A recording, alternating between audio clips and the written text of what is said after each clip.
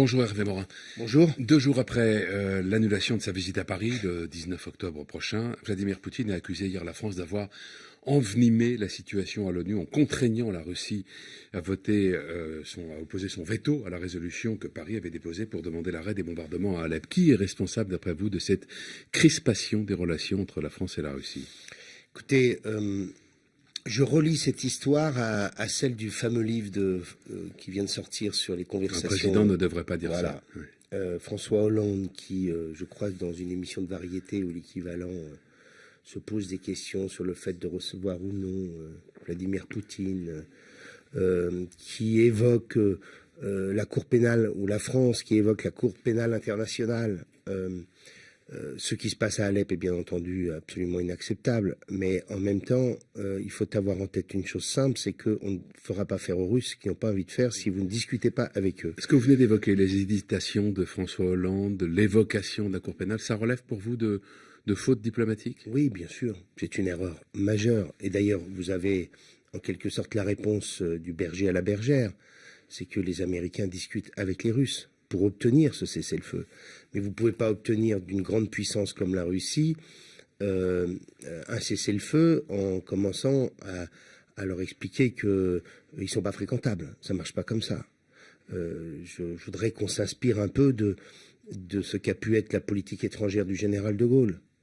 De Gaulle ne concédait rien à l'Union soviétique, mais en même temps discutait avec les Russes. Oui. Vous faites partie de ceux qui disent qu'il faut discuter avec la Russie. On ne peut pas régler, Frédéric Rivière. Tout le monde est à peu près d'accord là-dessus. Non, mais le Proche-Orient, vous ne réglerez pas ça sans les Russes ni les Iraniens. Oui.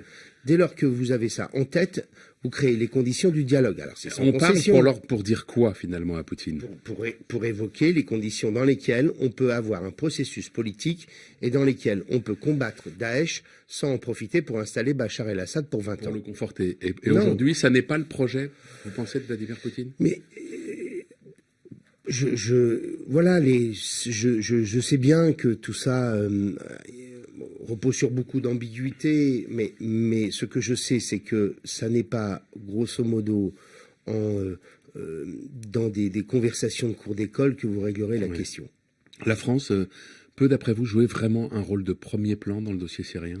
Mais la France est affaiblie à l'intérieur, et comme elle est très affaiblie à l'intérieur, elle est affaiblie dans sa politique étrangère. Contrairement à ce qu'on a souvent en tête, il y a un lien direct entre la situation politique intérieure, la situation économique intérieure et la capacité à porter un message en politique étrangère. Quand vous avez un pays qui est affaibli avec un chômage massif, dont le président de la République est extrêmement contesté dans son autorité, dans sa fonction, bien entendu, à l'extérieur. Bien entendu, votre voix porte beaucoup moins. Vous étiez en Russie la semaine dernière.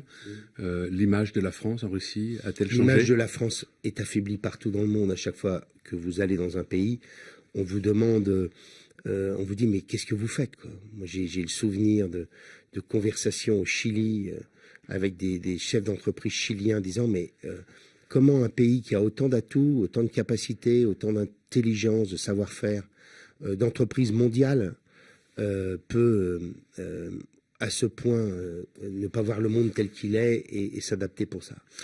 Le premier débat entre les candidats à la primaire de la droite aura lieu ce soir. On est d'accord, c'est bien la primaire de la droite et non pas celle de la droite et du centre.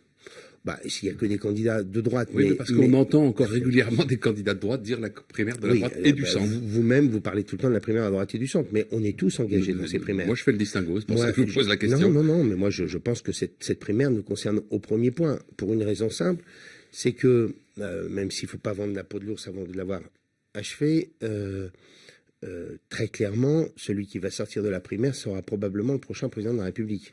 Donc voilà pourquoi moi, depuis le début, je dis que cette primaire nous concerne. Voilà pourquoi je me suis engagé dans cette primaire. Voilà pourquoi je ferai un meeting avec Bruno Le Maire demain soir. J'irai à Marseille avec lui. Parce que cette primaire, elle n'est pas simplement la qualification de notre candidat. Elle est, compte tenu de l'échec du Parti socialiste et du discrédit de François Hollande, qui a priori reste le candidat du PS, probablement celui qui en sort sera le président de la République. Oui.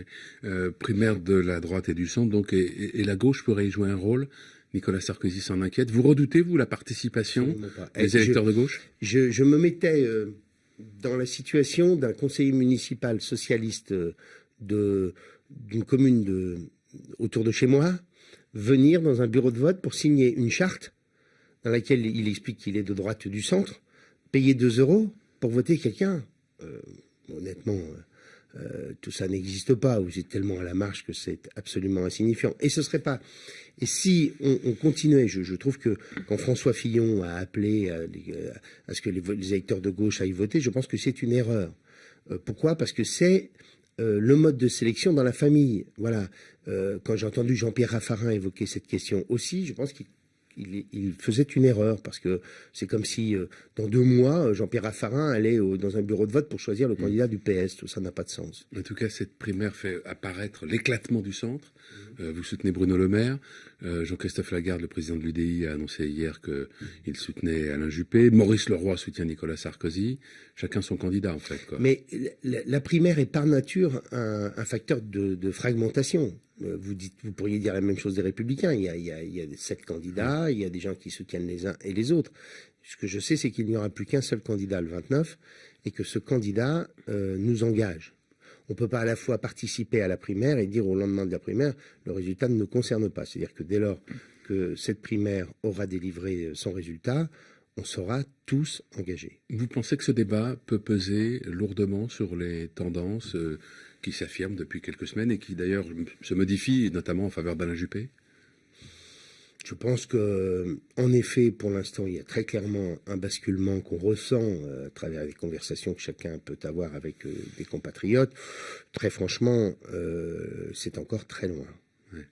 C'est encore très loin. Vous avez lu sans doute les bonnes feuilles. J'ai lu les bonnes feuilles. Voilà, les bonnes feuilles. C'est un pavé de mauvaises pages. feuilles. Le livre dont on parle, donc de Gérard Davet et Fabrice Lhomme, un président ne devrait pas dire ça. Qu'est-ce que vous en retenez de ce que vous avez pu en lire? Il y a le problème avec l'islam, dont nul ne doute, dit Nicolas Sarkozy, parce que c'est une religion qui veut s'affirmer dans la République. Le trop plein d'immigration, la lâcheté de la justice, le mépris pour Nicolas Sarkozy. Qu'est-ce que vous retenez? Je retiens un homme qui décidément ne sera jamais rentré dans la fonction. C'est tout de même curieux. Il a connu des événements tragiques qui auraient dû imprégner définitivement l'idée que la fonction présidentielle est une fonction très particulière, qui est celle de l'article 5 de la Constitution, l'arbitre, le garant des institutions, et que finalement, il ne sera jamais rentré dans le poste. Ça restera l'homme sortant avec un casque pour enfourcher une mobilette à 5h30 du matin. C'est ce qui restera de François Hollande. En plus, cette espèce d'indécence ahurissante de s'auto-décrire, de partager ses états d'âme, tout ça est quand même, c'est pathétique. J'ai pas d'autre mot que cela quand j'évoque cette fonction présidentielle qui est, c'est tellement puissant dans l'imaginaire des Français, le président de la République, que j'espère que celui qui sortira des urnes l'année prochaine réendossera la fonction qui est.